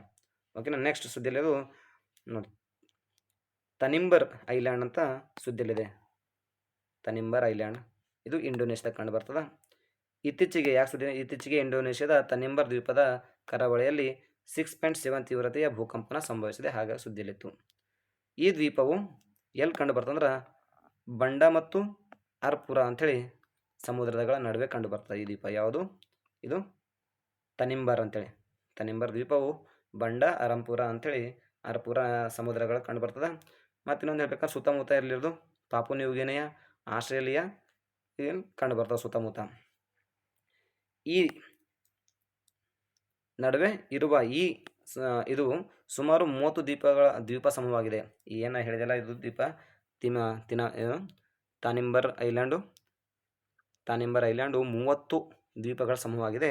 ಇದು ಇಂಡೋನೇಷ್ಯಾದಲ್ಲಿ ಭೂಕಂಪ ಚಟುವಟಿಕೆಗಳಿಗೆ ಪೆಸಿಫಿಕ್ ರಿಂಗ್, ನಾವು ಏನು ಕರಿತಿಲ್ಲ ಪೆಸಿಫಿಕ್ ರಿಂಗ್ ಆಫ್ ಫೈರ್ ಅಂಥೇಳಿ ಎಂದು ಕರೆಯುವ ಪ್ರದೇಶದಲ್ಲಿ ಕಂಡು ಬರ್ತದೆ. ಯಾವ ಈ ಪ್ಲೇಸ್ ತಾನಿಂಬರ್ ಪ್ಲೇಸಲ್ಲಿ ಕಂಡು ಬರ್ತದೆ ಅಂದ್ರೆ ರಿಂಗ್ ಆಫ್ ಫೈರ್ ಪ್ರದೇಶದಲ್ಲಿ ಕಂಡು ಬರ್ತದೆ. ಹಾಗಾಗಿ ಇದು ಸಹಜವಾಗಿ ಭೂಕಂಪನ ವಲಯ ಅಂತ ಮೊದಲೇ ಗುರುತಿಸಲಾಗಿದೆ. ಹೆಚ್ಚು ಭೂಕಂಪನಶೀಲ ಸಕ್ರಿಯ ವಲಯವಾಗಿದೆ. ಓಕೆನಾ. ಭೂಮಿಯ ಹೊರಪದರಿನ ಫಲಕಗಳು ಸಂಧಿಸುವ ಇಲ್ಲಿ ಏನಂತಂದ್ರೆ ಭೂಕಂಪಗಳು ಈ ಕಡೆ ಈ ಕಡೆ ಫಲಕ ಅಂದ್ರೆ ಇವೆರಡು ಬಂದು ಹೊಂದಿಕೊಂಡು ಇಲ್ಲಿ ಸಂಧಿಸುವ ಜಾಗ ಇರೋದರಿಂದ ಇಲ್ಲಿ ಭೂಕಂಪನಗಳಾಗ್ತವೆ, ಆಮೇಲೆ ಜ್ವಾಲಾಮುಖಿಗಳಾಗ್ತವೆ. ಹಾಗಾಗಿ ಇದು ಆ ವಲಯ ಆಗ್ಯದಂತ ಕಾರಣ ಆಗಿದೆ. ಇದು ಭೂಕಂಪನಕ್ಕೆ ಜ್ವಾಲಾಮುಖಿ ಕಾರಣ ಆದಂಥ ಪ್ರದೇಶ. ಇಲ್ಲಿರೋದು ಇಂಡೋನೇಷ್ಯಾ. ಇದು ಇಂಡೋನೇಷ್ಯಾದ ಜಕಾರ್ತಾ. ಇದು ಜಕಾರ್ತಾ ಇರೋದು. ಆಮೇಲೆ ಜಾವಾ ಎಲ್ಲಿ ಸಮುದ್ರ ಇರೋದಿಲ್ಲ. ಇದು ಜಾವಾ ಸಮುದ್ರ. ಓಕೆ, ಜಾವಾ ಸಮುದ್ರ. ಇದೇ ಬಂಡ ಸಮುದ್ರ. ಇದು ಅರಪುರ್ ಸಮುದ್ರ ಇದೆಲ್ಲ. ಅರಪುರ್ ಸಮುದ್ರ. ಇಲ್ಲಿ ತಿಂಬರ್ ದ್ವೀಪ ಇದೆ, ನಾನು ತೋರಿಸ್ಲತ್ತೀನಲ್ಲ, ಇದನ್ನೇ ಇನ್ನೇನು ತಿನಂಬರ ದ್ವೀಪ. ತಾನಿಂಬರ್ ದ್ವೀಪ ಇರೋದು ಇಲ್ಲಿ. ಓಕೆನಾ. ಇದೆಲ್ಲ ಇಂಡೋನೇಷ್ಯಾ. ಇಲ್ಲಿರೋದು ಆಸ್ಟ್ರೇಲಿಯಾ. ಇದೇನು ಸಂಪೂರ್ಣವಾಗಿದೆಯಲ್ಲ, ಇದೆಲ್ಲ ಸಂಪೂರ್ಣವಾಗಿ ಆಸ್ಟ್ರೇಲಿಯಾ ಇದೆ. ಇದು ಆಸ್ಟ್ರೇಲಿಯಾ. ಹಾಗಾದರೆ ಇದು ಇರೋದು ಪಾಪು ನ್ಯೂ ಗಿನಿಯಾ. ಇದು ಇಂಡೋನೇಷ್ಯಾ ಆಗಿದೆ ಇದೆಲ್ಲ. ಓಕೆನಾ. ಸಮುದ್ರ ಇದೆಲ್ಲ. ಒಂದು ಬಂಡ ಸಮುದ್ರ, ಇನ್ನೊಂದು ಅರಬ್ಬ್ ಸಮುದ್ರ. ಇಲ್ಲಿ ತೈಮೂರ್ ಸಮುದ್ರ ತೈಮೂರ್ ಸಮುದ್ರ ಇದೆಲ್ಲ, ಓಕೆನಾ.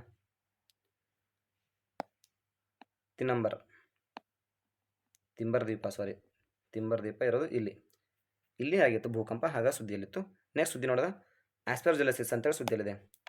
ಆಸ್ಪೆರ್ಜಿಲೋಸಿಸ್ ಅಂದರೆ ಏನಿಲ್ಲ, ಇದು ಇತ್ತೀಚೆಗೆ ಕೊಲಂಬಾ ಲಿವಿಯಾ ಎಂದು ಕರೆಯಲ್ಪಡುವ ನೀಲಿ ರಾಕ್ ಪಾರಿವಾಳಗಳು ಈ ಆಸ್ಪರ್ಜಿಲೋಸಿಸ್ ರೋಗದ ವಾಹಕಗಳೆಂದು ಭಾವಿಸಲಾಗಿರುವುದರಿಂದ ಬೆಳೆಯುತ್ತಿರುವ ವಿವಾದದ ಕೇಂದ್ರ ಬಿಂದುವಾಗಿದೆ. ಆಸ್ಪರ್ಜಿಲೋಸಿಸ್ ಫ್ಯೂಮಾಗಟಸ್ ಗಾಳಿಯಲ್ಲಿ ಹರಡುವ ಸಣ್ಣ ಬೀಜಕಗಳನ್ನು ಉತ್ಪಾದಿಸುವ ಶಿಲೀಂಧ್ರವಾಗಿದೆ. ಏನಿಲ್ಲ, ಈ ಪಕ್ಷಿಗಳ ಹಿಕ್ಕಿಗಳಿಂದ ಬರ್ತಕ್ಕಂಥ ಒಂದು ರೋಗ ಆಗಿದೆ.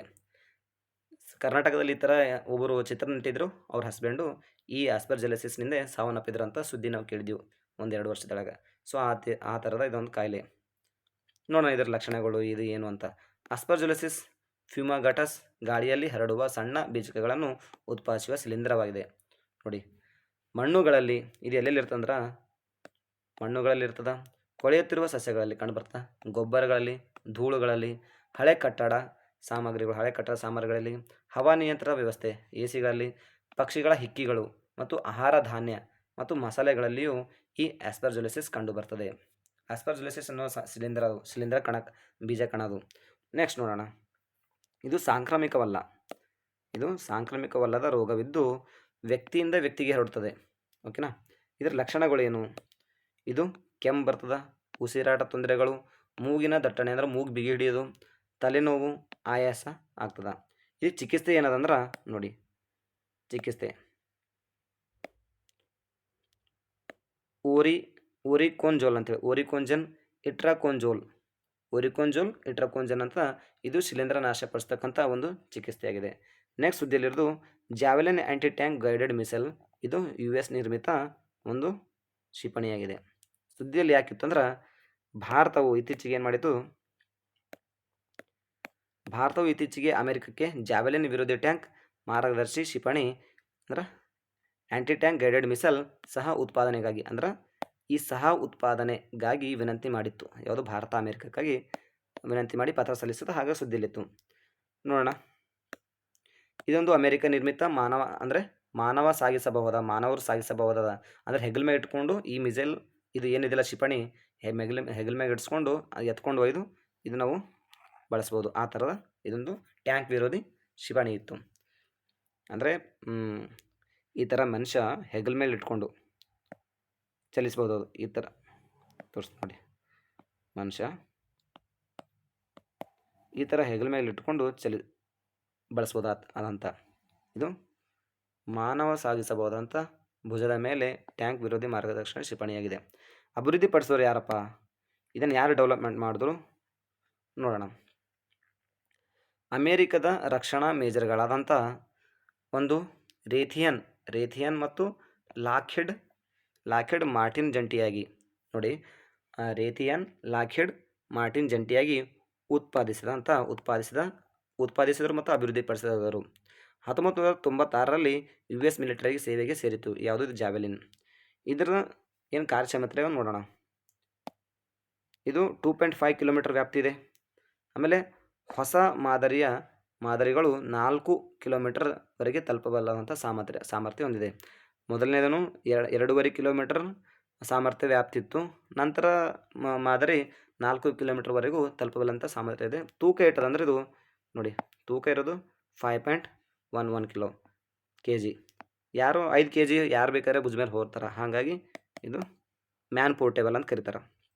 ಇದ್ರ ಏನಂದ್ರೆ ವಿಶೇಷತೆ ಅಂದ್ರೆ ಫೈರ್ ಆ್ಯಂಡ್ ಫಾರ್ಗೆಟ್ ಟೆಕ್ನಾಲಜಿ ಬಳಸಲಾಗಿದೆ ಮತ್ತು ಆಟೋಮ್ಯಾಟಿಕ್ ಇನ್ಫ್ರಾರೆಡ್ ಗೈಡೆಡ್ ವ್ಯವಸ್ಥೆ ಬಳಸಲಾಗಿದೆ. ಇದು ಎದಕ್ಕೆ ಬರ್ತದೆ? ಕೋಟೆಗಳು ಉರುಳಿಸಲು, ಬಂಕರ್ಗಳು ಉರುಳಿಸಲು, ಹೆಲಿಕಾಪ್ಟರ್ಗಳಂಥ ಇತರೆ ಗುರಿಗಳ ವಿರುದ್ಧವೂ ಸಹ ಸಾಮರ್ಥ್ಯವನ್ನು ಹೊಂದಿದೆ. ಮುಖ್ಯವಾಗಿ ಇದು ಯಾಕೆ ಬಳಸ್ತಾರೆ? ಯುದ್ಧ ಟ್ಯಾಂಕರ್ಗಳು, ಭಾರೀ ಶಸ್ತ್ರಾಸ್ತ್ರ ಸಜ್ಜಿತ ವಾಹನಗಳನ್ನು ಧ್ವಂಸಪಡಿಸಲು ಅಥವಾ ಹೊಡೆದುರುಳಿಸಲು ವಿನ್ಯಾಸಗೊಳಿಸಲಾಗಿದೆ ಜಾವೆಲಿನ್ ಕ್ಷಿಪಣಿ ವ್ಯವಸ್ಥೆ. ಈ ಜಾವೆಲಿನ್ ಕ್ಷಿಪಣಿ ವ್ಯವಸ್ಥೆಗೆ ಸರಿಸಾಟಿ ಭಾರತದಲ್ಲಿ ಏನೇನವ ಅಂದ್ರೆ, ಭಾರತದಲ್ಲಿ ಒಂದು ಅಮ್ಹೋಗ ಥರ್ಡ್ ಅಂತೇಳಿ, ಇನ್ನು ಆಸಿಬಾಲ್ ಅಂತ ಇನ್ನೊಂದು ಯಾವುದಪ್ಪ ಅಂದ್ರೆ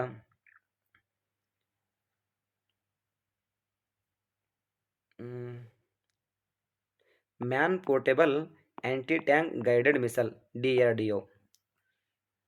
man portable anti tank guided missile DRDO ಅಭಿವೃದ್ಧಿಪಡಿಸಿದಂಥ ಕ್ಷಿಪಣಿಗಳು ಭಾರತದಲ್ಲಿ ಇದಾವೆ. ನೆಕ್ಸ್ಟ್ ಸುದ್ದಿಯಲ್ಲಿ ತಾಡೋಬಾ ಅಂಧಾರಿ ಟೈಗರ್ ರಿಸರ್ವ್. ಇದು ಎಲ್ಲಿದಪ್ಪ ಅಂದ್ರೆ ಚಂದ್ರಪುರ ಜಿಲ್ಲೆ, ಮಹಾರಾಷ್ಟ್ರದಲ್ಲಿದೆ.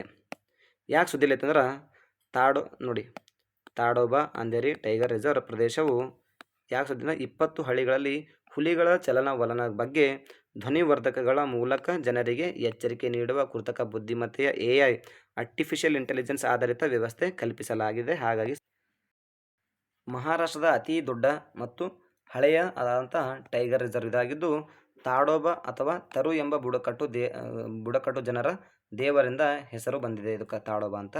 ಈ ಪ್ರದೇಶದ ಮೂಲಕ ಅಂಧಾರಿ ನದಿ ಹರಿಯುತ್ತದೆ. ಓಕೆನಾ. ಈ ಮೀಸಲು ಪ್ರದೇಶದ ತಾಡೋಬಾ ನ್ಯಾಷನಲ್ ಪಾರ್ಕ್ ಮತ್ತು ಅಂಧಾರಿ ವೈಲ್ಡ್ ಲೈಫ್ ಸೆಂಚುರಿ ಒಳಗೊಂಡಿದೆ. ಒಂದು ನ್ಯಾಷನಲ್ ಪಾರ್ಕ್ ಯಾವುದಪ್ಪ ಅಂದ್ರೆ ನೋಡಿ, ಒಂದು ತಾಡೋಬಾ ನ್ಯಾಷನಲ್ ಪಾರ್ಕ್, ಇನ್ನೊಂದು ಅಂಧಾರಿ ವೈಲ್ಡ್ ಲೈಫ್ ಸೆಂಚುರಿ ಒಳಗೊಂಡಂಥ ಪ್ರದೇಶ ಇದಾಗಿದೆ. ಇಲ್ಲಿ ಹರಿತಕ್ಕಂಥ ಸರೋವರಗಳು ಯಾವುವು ನೋಡೋಣ. ಇಲ್ಲಿ ಹರಿತಕ್ಕಂಥ ಸರೋವರಗಳು ತಾಡೋಬಾ ಸರೋವರ ಮತ್ತು ಕೋಲ್ಸಾ ಸರೋವರಗಳು ಹರಿತವೆ. ಯಾವ ನದಿ ಹರಿತಂದ್ರೆ ಇಲ್ಲಿ ನೋಡಿ, ತಾಡೋಬಾ ನದಿ ಹರಿತದೆ ಇಲ್ಲಿ.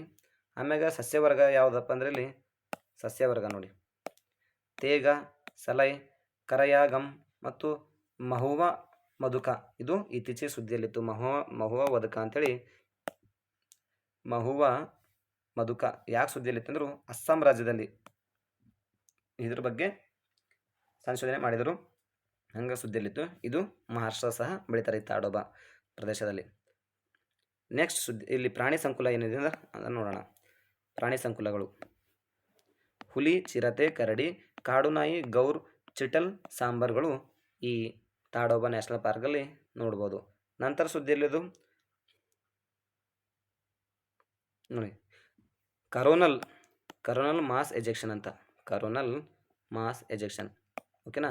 ಕರೋನಾ ಅಂತ ಎದಕ್ಕೆ ಕರೀತಾರೆ, ಈ ಸೂರ್ಯನ ಸುತ್ತಮುತ್ತ ಇಲ್ಲಿ ಪ್ರಭೆ ಬರ್ತದೆ ಒಂದಿಷ್ಟು ರಿಂಗ್ ಥರ, ಇದನ್ನೇ ಕರೋನಾ ಅಂತ ಕರೀತಾರೆ. ಈ ಕರೋನಾ ಪ್ರದೇಶದಲ್ಲಿ ಅಲ್ಲಿ ಈ ಥರ ಕಪ್ಪು ಕುಳಿಗಳವ, ಅಲ್ಲಿಂದ ಈ ಕೆಲವು ದ್ರವ್ಯರಾಶಿಗಳು ಈ ಥರ ಹೊರಗೆ ಚಿಮ್ಮುತ್ತಿದೆ. ಅದರ ಕುರಿತು ಸುದ್ದಿಯಲ್ಲಿತ್ತು. ಅದು ಏನಂತ ನೋಡ್ಕೊಂಡು ಬರೋಣ. 2024 ಮೇ ತಿಂಗಳಲ್ಲಿ ಲಡಾಖ್ ನಮ್ಮ ಭಾರತದ ಲಡಾಖ್ನಲ್ಲಿ ರಾತ್ರಿ ವೇಳೆ ಅಪರೂಪದ ಉತ್ತರ ದೀಪಗಳು ನೃತ್ಯ ಮಾಡಲು ಕಾರಣವನ್ನು ಖಗೋಳಶಾಸ್ತ್ರಜ್ಞರು ಕಂಡುಕೊಂಡಿದ್ದಾರೆ. ಇದು ಇವೆಂಟ್ ನಡೆದಿದ್ದು 2024.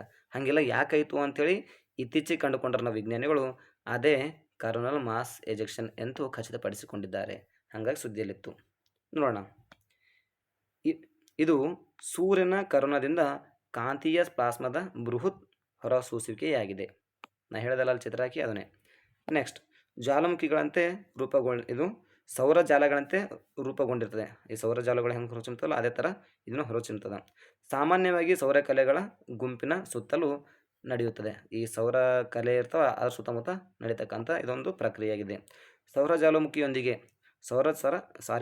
ಜ್ವಾಲೆಯೊಂದಿಗೆ ಇದು ಇರುತ್ತದೆ. ಆದರೆ ಇದು ಸೌರ ಜ್ವಾಲೆ ಒಂದಿಗೆ ಇರ್ತದೆ, ಆದರೆ ಇವೆರಡು ಒಂದೇ ಸಲ ಸಂಭವಿಸೋದಿಲ್ಲ. ಯಾವುದು ಇದು ಕರೋನಲ್ ಮಾಸ್ ಎಜೆಕ್ಷನು ಮತ್ತು ಸೌರ ಜಾಲೆ ಇವೆರಡು ಒಟ್ಟಿಗೆ ಸಂಭವಿಸೋದಿಲ್ಲ, ಇದು ತಿಳ್ಕೊರಿ. ಆಮ್ಯಾಗ ಕರೋನಲ್ ಮಾಸ್ ಎಜೆಕ್ಷನ್ಗಳ ವೇಗವು ಎಷ್ಟಿದೆ ಅಂದರೆ 3000 km/s, ಅಂದ್ರೆ 1 ಸೆಕೆಂಡಿಗೆ 3000 km ಸ್ಪೀಡ್ನಲ್ಲಿ ಇದರ ವೇಗ ಇದೆ. ಯಾವುದ್ರದ್ದು ಕರೋನಲ್ ಮಾಸ್ ಎಜೆಕ್ಷನ್ದು. ಭೂಮಿಗೆ ತಲುಪಲು ಎಷ್ಟು ಟೈಮ್ ತೊಗೊತಂದ್ರೆ 15 ರಿಂದ 18 ಗಂಟೆ ತೊಗೊತದೆ. ಸೂರ್ಯನಿಂದ ದೂರ ಸರಿದಂತೆ ಇದರ ಗಾತ್ರವು ವಿಸ್ತರಿಸುತ್ತದೆ. ಅಂದರೆ ಸೂರ್ಯನಿಂದ ಹೊರಗೆ ಹೋಗ್ತಂತೆ ಈ ಥರ ಇದು ಹಿಂಗಿದೆ ಅಂದರೆ ಇದಂಬದು ಹಿಂಗೆ ದೊಡ್ಡದಾಗ್ತದೆ. ಇದು ಈ ಥರ ಹಿಂಗೆ ಬಾಲ ಬಿಚ್ಕೋತದೆ. ಸೂರ್ಯನಿಂದ ದೂರ ಹೋದಂಗೆ ಹಿಂಗೆ ಜಾಸ್ತಿ ಆಗ್ತದೆ ಹಿಂಗೆ. ಓಕೆನಾ, ಸಿಂಪಲ್ ನೋಟ್. ಏನು ಹೇಳ್ತಿದ್ದಾರೆ ಅಂದ್ರೆ, ಸೌರ ಜ್ವಾಲೆ ಸೂರ್ಯನ ಕರೋನಾ ಅಧ್ಯಯನ ನಡೆಸುವ ಇಸ್ರೋನ ಯೋಜನೆ ಯಾವುದಪ್ಪ ಅಂದ್ರೆ ಆದಿತ್ಯ L1 ಆಗಿದೆ. ಸೂರ್ಯನ ಬಗ್ಗೆ ಅಧ್ಯಯನ ಮಾಡ್ಲಿಕ್ಕೆ ಇಸ್ರೋ ಕೈಗೊಂಡಂಥ ಯೋಜನೆ ಆದಿತ್ಯ L1. ನೆಕ್ಸ್ಟ್ ಸುದ್ದಿಯಲ್ಲಿದೆ, ಪ್ರೈಮ್ ಮಿನಿಸ್ಟರ್ ಧನ್ ಧಾನ್ಯ ಕೃಷಿ ಯೋಜನಾ. ಪ್ರೈಮ್ ಮಿನಿಸ್ಟರ್ ಧನ್ ಧಾನ್ಯ ಕೃಷಿ ಯೋಜನಾ ಸುದ್ದಿಯಲ್ಲಿದೆ. ಇದು ಏನದಪ್ಪ ಅಂದ್ರೆ ನೋಡೋಣ. ಇತ್ತೀಚೆಗೆ PM ಅಧ್ಯಕ್ಷತೆಯಲ್ಲಿ ನಡೆದ ಕೇಂದ್ರೀಯ ಸಚಿವ ಸಂಪುಟ ಸಭೆಯು ಪ್ರಧಾನಮಂತ್ರಿ ಧನಧಾನ್ಯ ಕೃಷಿ ಯೋಜನೆಯನ್ನು ಅನುಮೋದಿಸಿದೆ. ಹಾಗಾಗಿ ಸುದ್ದಿಯಲ್ಲಿತ್ತು. ಇದಕ್ಕೆ ಕೃಷಿ ಸಂಬಂಧಿತ ವಲಯಗಳ ಮೇಲೆ ಕೇಂದ್ರೀಕೃತ ಯೋಜನೆ ಇದಾಗಿದೆ. ಏನೆಲ್ಲ ಮಾಡ್ತದಪ್ಪ ಅಂದರೆ ಇದು ನೋಡಿ, ಬೆಳೆ ವೈವಿಧ್ಯೀಕರಣ, ಆಮೇಲೆ ಸುಸ್ಥಿರ ಕೃಷಿ ಪದ್ಧತಿಗಳ ಅಳವಡಿಕೆಗೆ ಪ್ರೋತ್ಸಾಹ ನೀಡ್ತದೆ. ಪಂಚಾಯತ್ ಮತ್ತು ಬ್ಲಾಕ್ ಮಟ್ಟಗಳಲ್ಲಿ ಕೊಯ್ಲಿನ ನಂತರ ಸಂಗ್ರಹಣಾ ವ್ಯವಸ್ಥೆಯನ್ನು ಹೆಚ್ಚಿಸುವುದು ಇದರ ಗುರಿ. ಅಂದ್ರೆ ರಾಶಿಗಳಾದಮೇಲೆ ಆ ರಾಶಿಯನ್ನು ಇಡಕ್ಕೆ ಸಂಗ್ರಹಣಾ ವ್ಯವಸ್ಥೆ ಕಲ್ಪಿಸಿಕೊಡೋದು. ಆಮೇಲೆ ನೀರಾವರಿ ಸೌಲಭ್ಯಗಳು ಸುಧಾರಿಸುವುದು. ಆಮೇಲೆ ದೀರ್ಘಾವಧಿ ಅಲ್ಪಾವಧಿ ಸಾಲದ ಲಭ್ಯತೆಗೆ ಸುಗಮಗೊಳಿಸುವುದು.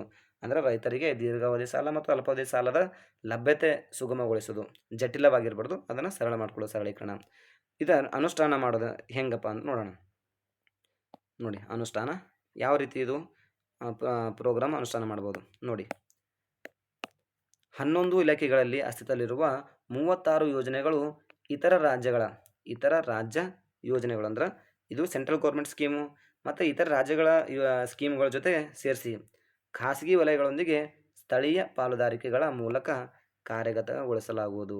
ಕಡಿಮೆ ಉತ್ಪಾದಕ, ನೋಡಿ ಎಲ್ಲೆಲ್ಲಿ ಮೊದಲು ಇದನ್ನು ಸೆಲೆಕ್ಟ್ ಮಾಡಬೇಕಂತ ಇಲ್ಲಿ ಹೇಳ್ಯಾರ. ಏನಂದ್ರೆ ಕಡಿಮೆ ಉತ್ಪಾದಕ, ಕಡಿಮೆ ಬೆಳೆ ತೀವ್ರತೆ ಮತ್ತು ಕಡಿಮೆ ಸಾಲ ವಿತರಣೆ ಮಾಡಿದಂತಹ ಜಿಲ್ಲೆಗಳು ಆಯ್ಕೆ ಹೆಂಗೆ ಮಾಡ್ತಾರೆ ಅಂದ್ರೆ, ಒಂದು ಅಲ್ಲಿ ಹಿಂದಿನ ಡಾಟಾ ನೋಡ್ತಾರೆ, ಕಡಿಮೆ ಉತ್ಪಾದನೆ ಆಗಿರತಕ್ಕಂಥ ಪ್ರದೇಶದ ಜಿಲ್ಲೆಗಳು, ಕಡಿಮೆ ಬೆಳೆ ತೀವ್ರತೆಗಳು ಮತ್ತು ಕಡಿಮೆ ಸಾಲ ವಿತರಿಸಿದಂಥ ಜಿಲ್ಲೆಗಳಲ್ಲಿ ಇದನ್ನು ಇಟ್ಕೊಂಡು ಅಂಥ ಜಿಲ್ಲೆಗಳು ಆಯ್ಕೆ ಮಾಡ್ತಾರೆ. ಅಂಥ ಎಷ್ಟು ಜಿಲ್ಲೆ ಆಯ್ಕೆ ಮಾಡ್ತಾರೆ ಅಂತ ನೋಡೋಣ. 100 ಜಿಲ್ಲೆಗಳನ್ನು ಗುರುತಿಸುವುದು. 100 ಜಿಲ್ಲೆ ಗುರುತಿಸಿ, ಒಂದು ವೇಳೆ ಒಂದೊಂದು ಜಿಲ್ಲೆದಾಗ ಎಲ್ಲನೂ ಕರೆಕ್ಟ್ ಇದ್ದು ಪ್ರತಿ ರಾಜ್ಯದಿಂದ ಕನಿಷ್ಠ ಒಂದು ಜಿಲ್ಲೆಯಾದರೂ ಆಯ್ಕೆ ಮಾಡಲಾಗುವುದು. ಪ್ರತಿ ರಾಜ್ಯದಿಂದ ಕನಿಷ್ಠ ಒಂದು ಜಿಲ್ಲೆಯಾದರೂ ಆಯ್ಕೆ ಮಾಡಲಾಗುವುದಂತ ಇಷ್ಟು ಸುದ್ದಿಗಳು ಈ ಜುಲೈ ತಿಂಗಳ 3ನೇ ವಾರದ ಸುದ್ದಿಗಳು ತಂದಿರ್ತೀನಿ. ಸೊ ಎಲ್ಲ ಆತ್ಮೀಯರೇ, ವೀಕ್ಷಕರೇ, ಈ ನನ್ನ ಕ್ಲಾಸ್ ನಿಮಗೆಲ್ಲ ಇಷ್ಟ ಆದಲ್ಲಿ ಲೈಕ್ ಮಾಡಿ, ಶೇರ್ ಮಾಡಿ, ಸಬ್ಸ್ಕ್ರೈಬ್ ಮಾಡಿ. ಎಲ್ರಿಗೂ ಧನ್ಯವಾದಗಳು. ಇಷ್ಟವಾಗದಿದ್ದಲ್ಲಿ ಲೈಕ್, ಶೇರ್ ಮಾಡಬೇಡಿ. Thank you.